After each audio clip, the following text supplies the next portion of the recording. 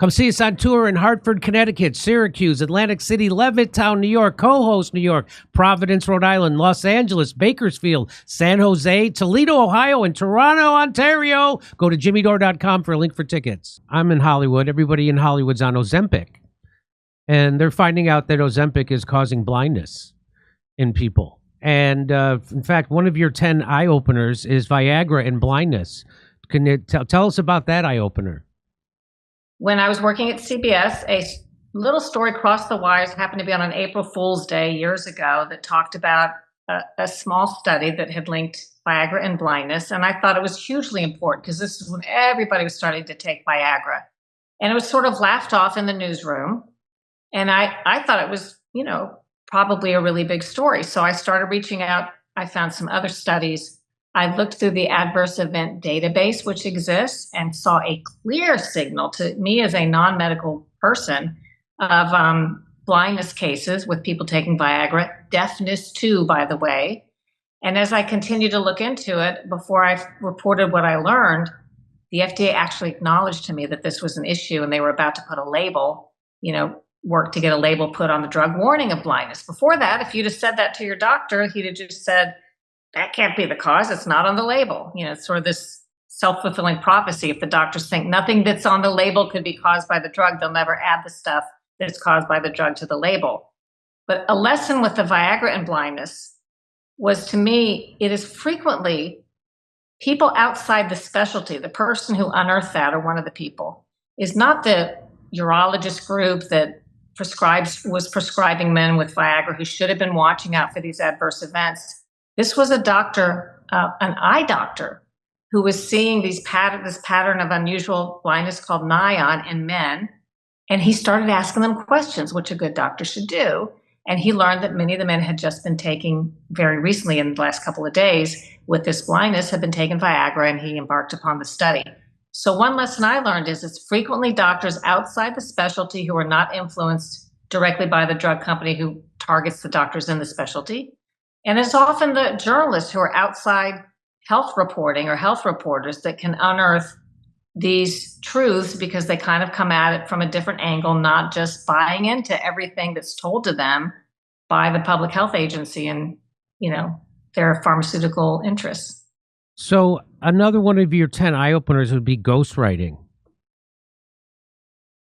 That was a big one. Again, I shocked this is allowed ethically, but frequently articles and studies that are put into medical journals are actually signed by what sounds like an independent doctor, someone who works at an academic institution. People don't know, including the other doctors reading the studies or the articles, that doctor has in essence been paid for the use of his name by usually a middleman working for the pharmaceutical company. So basically he's being paid to promote a drug or a treatment or a malady that will be treated by a drug. But there's no disclosure when you're reading this glowing article about this upcoming treatment. There's no disclosure that the drug company actually wrote that article and then paid the doctor to sign it. And this is a practice that is not illegal and was largely done. I have examples in the book in the cases of drugs that were put on the market, like Vioxx, and then removed for safety reasons, but had been heavily promoted through ghost-written articles and other means that I think are unethical and shouldn't be allowed in the medical profession, but these are common tactics. And so, I also say, again, COVID opened my eyes to all of this. Before, I just trusted the medical profession without question. And you can buy off a scientist and you can buy off a doctor pretty easily, right? Yes, but I would say it's a little more complicated. Maybe the doctor and the scientist wouldn't want to be bought off, but the industry learned that in the early 2000s, the researchers were still publishing studies. Let's say they're being paid by a pharmaceutical industry company, and they work at an academic institution. They conduct a study, it turns out poorly for the drug, or there's a safety issue. Maybe the drug company doesn't like that, but the researchers used to publish regardless because all findings benefit science and have to be published and known.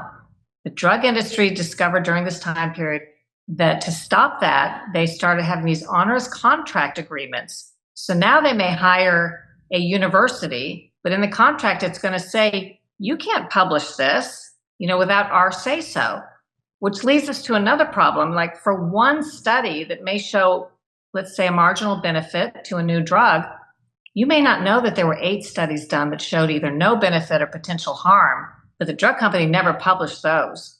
And you have no way to know if there was something done behind the scenes before this one study came out that appears to be some kind of a benefit. There may be a lot of science that's contrary to that you'll never see because they have these, contracts. And that started around the time there was a researcher out in California at a university who tried to publish after a failed AIDS vaccine. And the company wanted him not to publish so badly that they ended up suing him for $7 million personally when he insisted that this information had to be published for the greater scientific knowledge. Ultimately, that case against him was dismissed, but that just shows you what a chilling effect it can have upon the researchers who want to do honest research and follow the science wherever it really goes.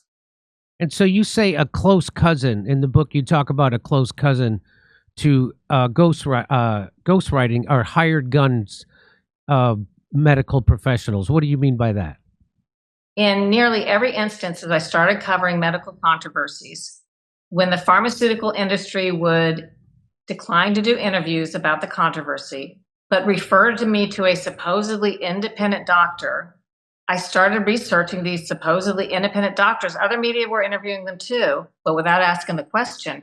And I learned in every case they were working for the drug company with an undisclosed relationship where they were either being paid as a consultant or an analyst, or they had been, speaking at conferences and were getting money. That's not a problem to use their opinion, but it has to be disclosed in the news story so that viewers can understand they're hearing a pharmaceutical industry defense of the drug. They're not hearing an independent defense. And that happens all the time. And I'm not sure why more reporters that I saw interviewing some of the same people weren't asking the question or disclosing these conflicts of interest. I mean, this is mind-blowing. Can I tell you that I think one of my most mind-blowing ones was there's something called the Merck Manual that's considered a med school reference book. And Merck likes to say, Merck, the pharmaceutical company, it's one of the most popular reference books in the world. And it's available online as a consumer version. And knowing that Merck and these other companies have paid, as I said, millions and millions of dollars over the years for alleged fraud and misrepresentation, I'm like, how is Merck allowed to write such a widely referenced book for med students? And what does that book really tell about, let's say, Merck's own controversy with the Gardasil HPV vaccine? So I looked there and I found that under the heading of what doctors are taught by Merck in med school about the HPV Gardasil vaccine is that there were no serious side effects reported with this medicine. I about fell over when I read that, because if you just look at the label that Merck puts in with the vaccine, it has everything from death to paralysis as potential side effects. But here, doctors are being taught there are none.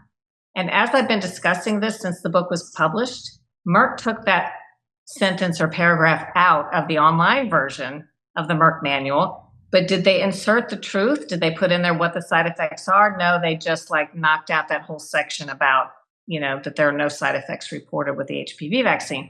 So if they're going to not tell the truth about their own medicines, and then downplay controversies that could implicate their medicines, but this is what doctors are learning. And then I argue this is why when you go to your doctor, they typically follow, not all of them, but they typically follow certain paths that don't follow up on what adverse events might be caused by the medicine. As you said, maybe one of the top causes of prescription drugs of deaths in the country and in the world. Why isn't this being more carefully monitored? Well, doctors are not taught to look at that. They're taught to kind of look in the other direction. So this starts in medical school. So you found out that antidepressants, they started to add warnings to them about kidney problems. And then that led you to even find out about cancer in antidepressants. Can you talk about that? Antiperspirants. Oh, antiperspirants. Even worse, really. Think about this. Everybody uses antiperspirants. Let me tell you something. My daughter was at the age where she was starting to use antiperspirants. And I didn't know the difference back then between antiperspirant and deodorant. But there was new warnings for kidney issues on there. And when I called and got a source at FDA to kind of talk to me on background about what was behind the kidney warnings, he said, "Oh, I thought you were going to call me about the breast cancer stuff." And I'm like, "What's the breast cancer stuff?" It turns out, according to this very high placed source at FDA, that there have long been studies and information connecting probably the aluminum in antiperspirants, which keeps you from perspiring, to breast cancer.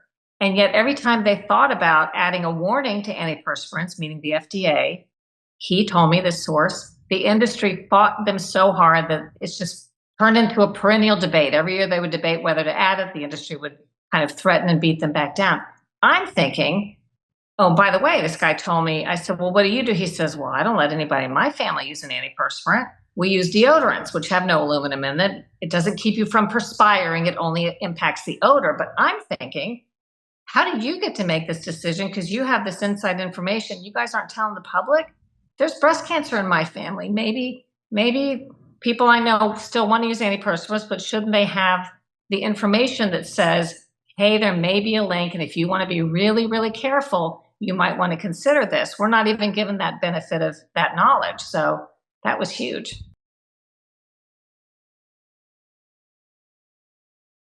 Come see us on tour in Hartford, Connecticut, Syracuse, Atlantic City, Levittown, New York, Co-host, New York, Providence, Rhode Island, Los Angeles, Bakersfield, San Jose, Toledo, Ohio, and Toronto, Ontario. Go to jimmydore.com for a link for tickets.